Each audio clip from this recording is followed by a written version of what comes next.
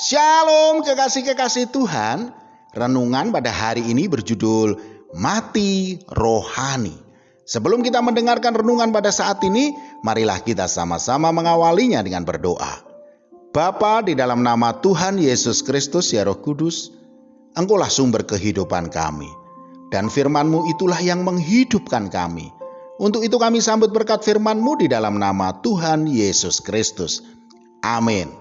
Firman Tuhan pada saat ini terambil dari Mazmur 42 ayat 2 dan 3. Seperti rusa yang merindukan sungai yang berair, demikianlah jiwaku merindukan Engkau ya Allah. Jiwaku haus kepada Allah yang hidup. Bilakah aku boleh datang melihat Allah?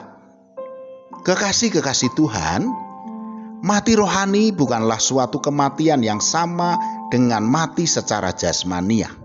Tetapi mati rohani adalah suatu keadaan yang menggambarkan seseorang itu sudah tidak ada rasa gairah lagi dengan Tuhan dan tidak ada ketertarikan lagi dengan hal-hal yang berbau rohani. Padahal sumber segala kehidupan itu hanya ada di dalam Tuhan, sedang di luar Tuhan manusia itu pasti mati.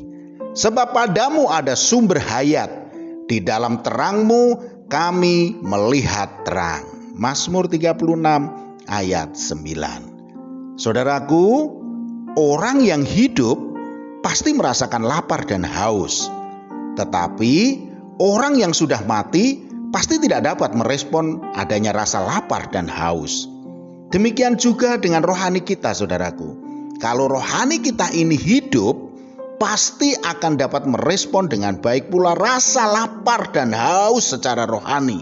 Kita akan suka dengan menu-menu rohani yang tersedia bagi kita, baik itu puji-pujian, renungan harian, khotbah-khotbah, jam-jam doa, dan juga persekutuan-persekutuan lainnya. Itu semua adalah menu-menu rohani yang sangat lezat dan nikmat bagi jiwa kita. Namun, bila rohani kita itu mati, sebaik dan seenak apapun juga sajian rohani yang disajikan oleh para hamba-hamba Tuhan, tidak akan dapat direspon sama sekali. Namanya juga mati, ya tidak dapat merespon dan merasakan apa-apa. Allah kita itu adalah Allah yang hidup, bukan Allah yang mati. Jadi orang yang datang kepadanya harus hidup, supaya ketika Allah yang hidup itu berfirman, kita bisa mendengar, merasakan, dan dikenyangkan rohani kita oleh Allah yang hidup itu.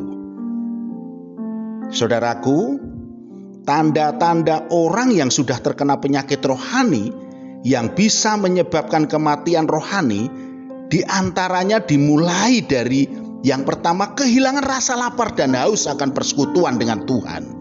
Mulai malas berdoa, mulai malas membaca firman, mulai malas datang ke pertemuan-pertemuan ibadah, mulai malas pelayanan, bahkan pelayanan hanya untuk mencari sanjungan dan hormat manusia, merasa paling penting dalam pelayanan, merasa dibutuhkan dalam pelayanan, dan lain sebagainya. Padahal semuanya itu adalah untuk kemuliaan Tuhan, bukan untuk memuliakan kita. Penyakit rohani ini berbahaya, saudaraku. Penyakit rohani ini akibat virus yang sangat berbahaya yang bernama kedagingan. Dan itu sangat menular. Untuk itulah kita harus menguatkan imun roh kita, agar kita tidak dikalahkan oleh kedagingan. Galatia 5 ayat 16 mengatakan, maksudku ialah hiduplah oleh roh, maka kamu tidak akan menuruti keinginan daging. Untuk itu, siramilah tanah hati kita dengan aliran-aliran Roh Kudus, sehingga tanah hati kita yang gersang dan kering kerontang akan menjadi tanah subur yang bisa menghasilkan kehidupan.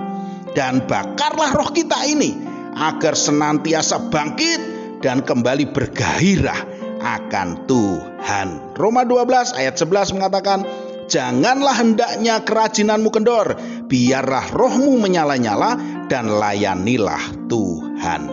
Amin. Mari kita berdoa. Bapa, di dalam nama Tuhan Yesus Kristus ya Roh Kudus, Ampunilah kami kalau selama ini kami seringkali mematikan roh kami sehingga kami jauh darimu. Untuk itu biarkanlah kami tinggal di dalam-Mu ya Tuhan, supaya kami beroleh kehidupan baru. Dalam nama Tuhan Yesus Kristus, amin. Selamat beraktivitas dan tetap semangat. Tuhan Yesus Kristus memberkati.